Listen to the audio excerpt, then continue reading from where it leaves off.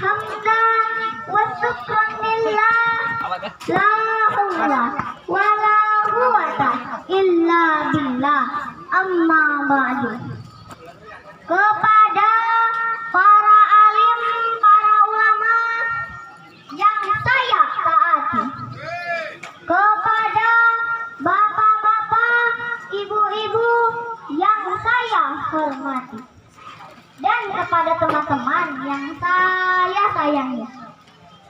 Pada kesempatan hari ini, saya akan menyampaikan tausiah tentang takwa dan berbakti kepada kedua orang tua. Allah tidak melihat orang dari tampangnya, kedudukannya, ataupun profesinya. Walaupun tampangnya keren dan ketingginya ngetren, mobilnya mengkilat, uangnya berlipat-lipat, istrinya 4. Ada yang ini, mohon maaf ya, saya boleh ngerepotin. Tapi jika dia tidak bertakwa kepada Allah, maka neraka balasannya dan sebaliknya. Walaupun mukanya jelek, hidungnya pesek, didekati bau ketek, tapi jika bertakwa kepada Allah, maka surga jaminannya. Seperti dalam surat Al-Hujurat yang berbunyi, A'udzu billahi minasyaitonir rajim. Bismillahirrahmanirrahim. Innakum indallahu. Sesungguhnya orang yang paling mulia di sisi Allah yaitu orang yang bertakwa. Jangan minder, Pak. Jangan minder, Bu. Jangan minder, teman-teman.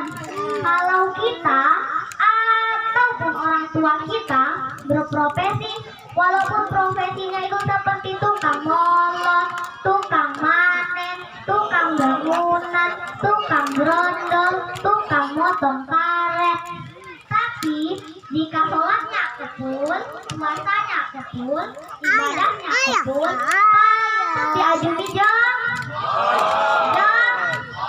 ke Jakarta mampir ke Mangga 2. Orang yang bertakwa dijamin masuk surga. Orang yang bertakwa satunya harus lagi sholat, betul tidak? Pak, Bu, ada 5 ciri orang yang bertakwa. Yang pertama, tidak suka berkumpul kecuali dengan orang yang bisa memperbaikinya. Mama itu mama beli beko. Mama. Yang kedua, apabila diberi suatu hal yang luar biasa, dia akan menganggapnya sebagai musibah. Yang ketiga, jika mendapatkan ilmu pengetahuan dalam agama, walau itu hal kecil, dia akan merasa bahagia. Yang keempat, tidak makan terlalu banyak, walaupun itu halal, karena takut tercampur dengan yang lain. Lalu yang terakhir, yang kelima, mengangkat orang lain sebagai orang yang sementara menganggap diri kita sebagai orang itu untuk menjauhkan kita dari sifat-sifat sombong. Sementara arti dari takwa itu sendiri adalah kemampuan menjalankan apa yang diperintahkan oleh Allah dan kemampuan meninggalkan apa yang dilarang oleh Allah. Lalu apa yang diperintahkan Allah kepada kita, salah satunya adalah berbakti kepada kedua orang tua. Itu mama itu.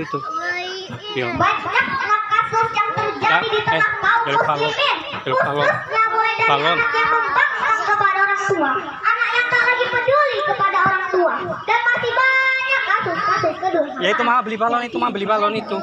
Ketahuilah, Islam sebagai agama rahmatan lil alamin memberikan Itu beli balon mama itu. Itu mama beli balon tuh. Tuh mama beli balon tuh. Ya, es krim. Firman Allah dalam surat Al-Isra ayat 23 sampai 24. Itu mama beli balon. Tuh beli beko ya sambil beli topik tuh mah. Yang sana. Yang hijau ya, yang hijau.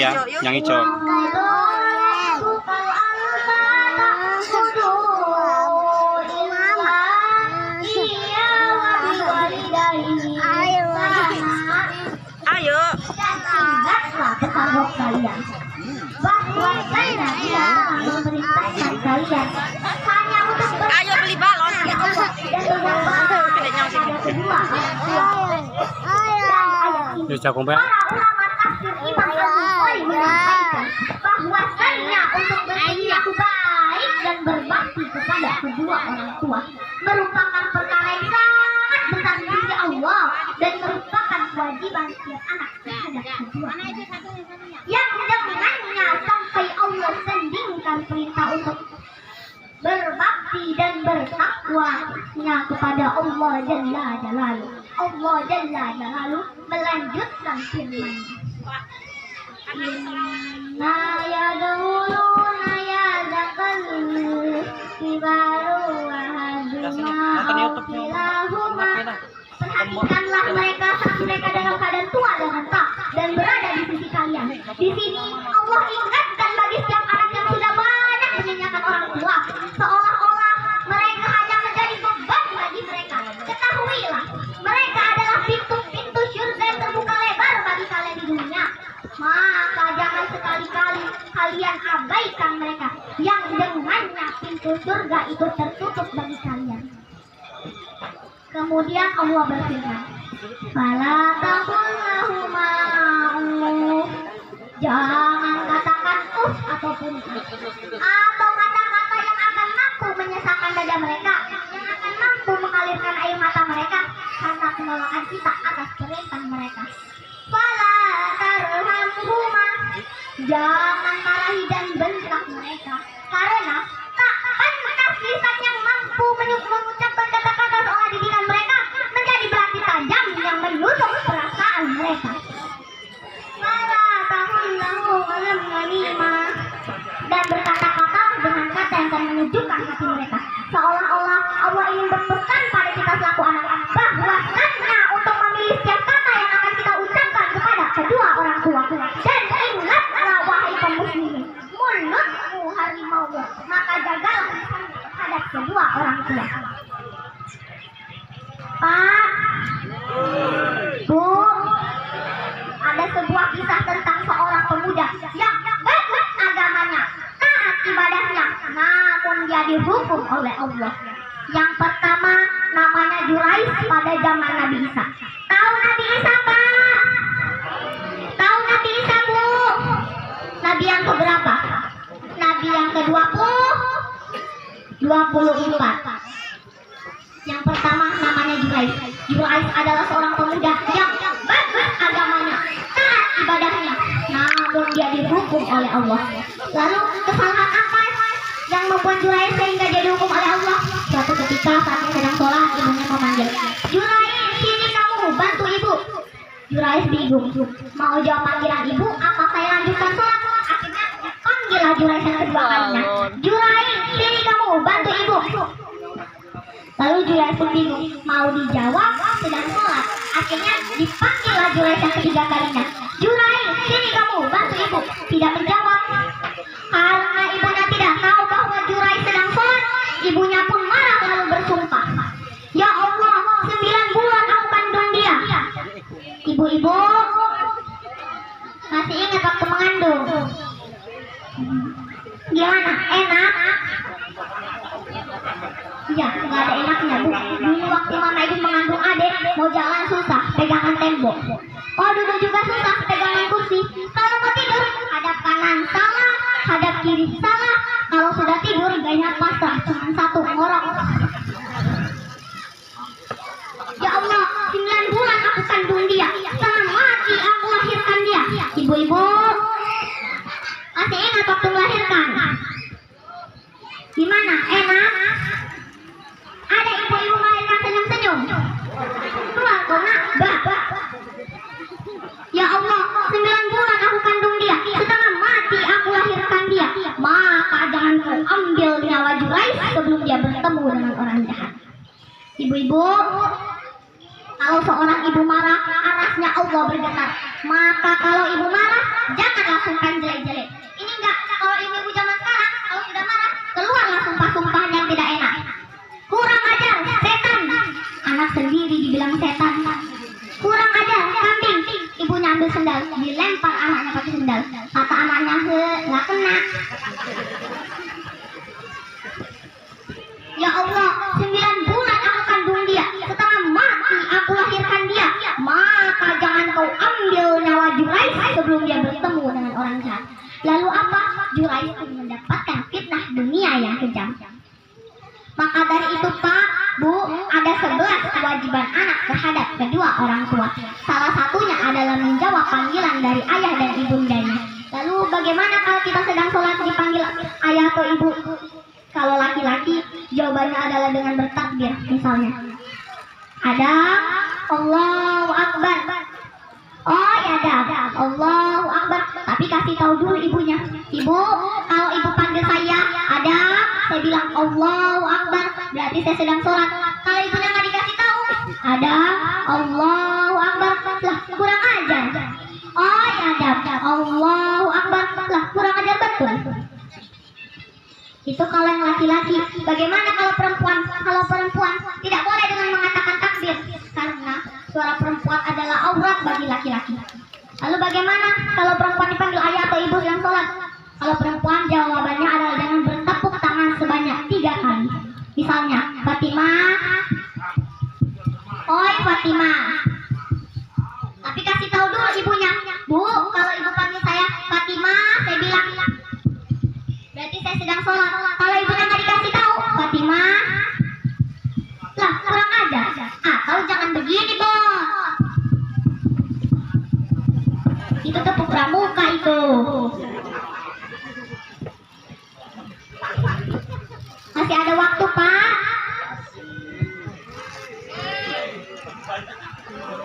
Mungkin ada di antara kita hari ini kaum muslimin yang tahajudnya 10 rakaat setiap malam, duhanya 12 rakaat setiap pagi, baca Qur'annya 1 hari 1 juz, one day 1 juz, malamnya one night 1 juz, 1 malam 1 juz. Satu keluarga berpuasa luar biasa. Senin Kamis tak cukup puasa Senin Kamis, dia puasa Nabi Daud. Tak cukup puasa Nabi Daud, dia puasa sunah-sunah lainnya. Istrinya menutup aurat dengan sempurna, pakai cadar, pakai niqab, pakai mantet, pakai kaos tangan, pakai kaos kaki. Suaminya 5 waktu ke masjid tak pernah tertinggal takbiratul ulang. Anak-anaknya di pondok jadi hafiz-hafizah. Tiap pagi berinfak, tak pernah menggunjing orang. Quran terjaga, tahajud terjaga, 5 waktu terjaga, duha terjaga, puasa terjaga, aurat terjaga, Quran terjaga, sempurna satu keluarga ini amalnya. Tapi sudah 5 tahun dia tak tengok ayah ibunya, sudah bertahun-tahun dia tak menyapa kedua orang tuanya, sudah bertahun-tahun dia tak berhubungan baik dengan ayah ibunya, sudah berminggu-minggu dia bertengkar dengan ayah ibunya, sudah berhari-hari dia bermusuhan dengan ayah ibunya. Maka anak seperti ini kata Rasul, jangankan masuk surga, mencium baunya saja Allah haramkan baginya, dan semua amalnya di dunia ini tertolak di sisi Allah, tidak diterima oleh Allah. Atau jangan-jangan ini yang membuat amal kita tidak diterima oleh Allah? Atau jangan-jangan ini yang membuat amal kita ditolak oleh Allah? Kita sholat juga, kita sujud juga, kita baca Quran juga, kita dengerin ceramah juga. Maka dari itu Pak, Bu, ayah ibu kita tuh tinggal di kampung. Ayah ibu tinggal di kampung sana yang jauh. Terkadang ayah ibu kita tak sekolah, SD, SMP, SMA tak tamat. Tapi dia sekolahkan kita SD, SMP, SMA, S1, S2, S3. Jangan harapan hidup kita lebih baik daripada keadaan dia dan dia sekarang. Lalu apa yang jadi penyebab kita jarang untuk mengunjungi mereka? Saya ingin sampaikan kepada kita semua. Ayah ibu kita tidak tahu bahwa kita ini public figure.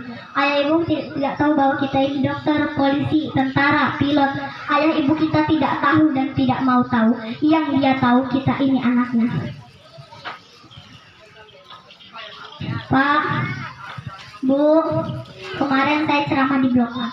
Sepulang dari ceramah saya buka HP dan melihat sebuah kisah. Saya baca 2 kali mengalir air mata saya. Kenapa? Karena di kisah itu tertulis satu orang ibu sedang menelpon anaknya. Kata ibunya, Assalamualaikum nak. Waalaikumsalam Bu. Nah, sudah 1 tahun kau tak tengok ibu. Apa yang membuatmu berhalangan? Apakah kau sibuk dengan pekerjaanmu? Tahun yang kedua ibunya telepon lagi, Assalamualaikum nak. Waalaikumsalam Bu. Nah, Ibu baru dapat kabar bahwa kau telah membeli mobil baru. Apakah itu betul, Nak? Betul, Bu. Tahun yang ketiga ibunya telepon lagi. Assalamualaikum, Nak. Waalaikumsalam, Bu. Nak, ibu baru dapat kabar bahwa kau telah membeli rumah baru. Apakah itu betul, Nak? Betul, Bu. Tahun yang ibunya telepon lagi. Assalamualaikum, Nak. Waalaikumsalam, Bu. Nak, ibu tadi ke pasar dan jumpa temanmu di pasar.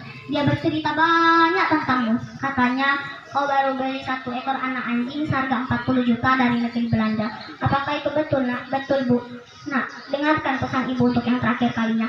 Apa pesan ibunya? Demi Allah, Nak, demi Allah, kau pelihara 1 ekor anjing. Kau siapkan harga anjing 40 juta. Kau siapkan rumah untuk anjingmu di depan rumahmu. Kau rawat anjingmu pagi, siang, dan sore. Kau mandikan anjingmu pagi, siang, dan sore. Kau kasih makan anjingmu pagi, siang, dan sore. Demi Allah, Nak, demi Allah, dengarkan pesan ibu untuk yang terakhir kalinya. Apa pesan ibunya? Demi Allah, Nak, demi Allah, jika seandainya Allah menciptakan ibu untuk yang kedua kali, jika seandainya Allah menciptakan ibu untuk yang kedua kali, demi Allah, ibu tak ingin terlahir sebagai manusia. Ibu ingin terlahir sebagai seekor anjing yang berada di depan rumahmu dan melihat wajahmu setiap hari. Ibu kita tak butuh uang kita. Ibu kita tak butuh harta kita. Dia butuh kita. Apa yang jadi penyebab kita jarang untuk mengunjungi mereka? Pantas hidup kita tidak berkah. Pantas rumah tangga kita tidak sakinah. Karena hubungan dengan ayah ibu kita rusak selama ini. Masih ada kesempatan? Masih. Yang jauh telepon, yang dekat kunjungi, yang sudah meninggal ziarahi. Imam Asy-Syafi'i berkata, apa kata Imam Asy-Syafi'i? Manusia zalim, manusia bodoh. Kalian tidak tahu apabila ayah dan ibu kalian mengangkat tangannya di malam hari, dia berdoa untuk anaknya. Doanya cuma sekali, malamnya cuma sekali, hanya sekali saja doanya. Apa kata Imam Asy-Syafi'i? Sekali doa ayah ibu kalian sudah cukup bagi Allah untuk menjadikan kalian anaknya berkah dunia akhirat. Hari ini berapa banyak doa ayah ibu kita tidak mendatangkan berkah bagi kita. Kenapa? Karena hati mereka tersakiti. Maka pulanglah cari ayah ibu dan bapak kita yang masih hidup, duduk bersama mereka. Demi Allah, kita butuh keberkahan dalam mereka. Apa guna hidup dunia sementara Allah tidak ridha dengan kehidupan kita? Demi Allah, kita hanya punya 1 ibu kandung. Gak akan ada ibu kandung yang kedua. Ibu kita cuma 1. Gak akan ada ibu kandung yang kedua. Pangkat jabatan bisa diraih, harta bisa dicari, kesempatan membahagiakan ayah dan ibu kita hanya sekali di kesempatan ini, Pak. Pulanglah ketika mereka memanggil, tinggalkan pekerjaan, tinggalkan proyek, tinggalkan kebun sawit, tinggalkan sumur-sumur minyak. Demi Allah, kata Nabi, sesaat kita duduk bersama mereka akan mendatangkan keberkahan. Kenapa kalian tak duduk bersama mereka? Terakhir, marilah kita mengangkat tangan kita ke langit Allah dan berdoa untuk ibu bapak kita. Rabbi firli wali walidayya warhamhuma kama rabbayani shaghira. Ya Allah, ampunilah dosa-dosaku dan dosa kedua orang tuaku, dan sayangilah mereka keduanya sebagaimana mereka menyayangiku sewaktu aku masih kecil. Mungkin tidak banyak yang dapat saya sampaikan karena waktunya sudah siang, nanti yang lain tidak kebagian. Namun jika terasa masih kurang, lain waktu boleh mengundang.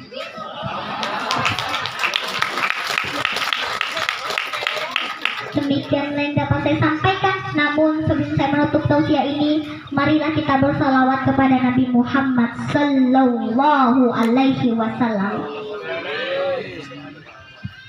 Ya man sallaita bi kullil anbiya, ya man fi qalbika rahmatul linnas, ya man alafta quluban bil Islam, ya habibi ya syafi'i ya Rasulullah, bi ummi wa abi salaituka sayyidi, salatu wa salam alaika ya nabi habibi ya Muhammad, ataita bisalami wal huda Muhammad, habibi ya Muhammad, ya rahmatan lil alamin ya Muhammad. Demikianlah yang dapat saya sampaikan. Jika ada kesalahan mohon dimaafkan. Islam agama agamaku, Indonesia negeriku. I love you, sikum binafsihi taqwallah wa bittari. Wassalamualaikum warahmatullahi wabarakatuh. Waalaikumsalam warahmatullahi wabarakatuh.